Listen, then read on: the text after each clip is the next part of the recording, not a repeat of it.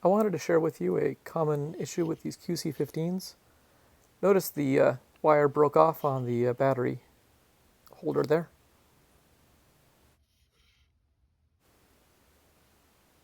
Over on the headset here, I had to drill a small little hole for the new wire.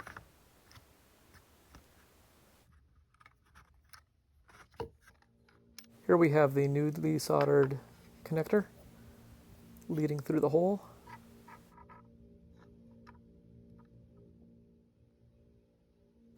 I used a 30 gauge stranded wire to hook the connections up.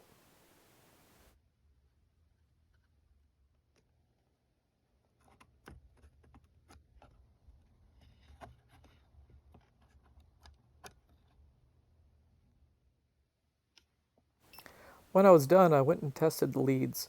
It turns out the negative terminal and the ground for the audio are the same. I'm not sure if I actually broke something, but it works just fine with it like this. The test run here had a lot of feedback. Once it's all assembled, it works a lot better.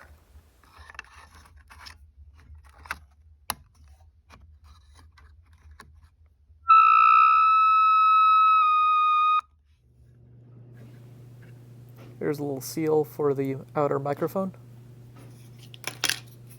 and the cover that attaches on top of it.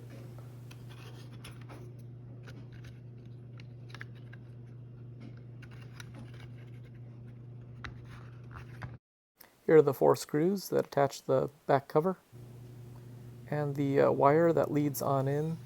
Notice how it's tucked into the arms and the assembled unit. Notice there's no feedback, and they work just great. I used them to record the audio for this video.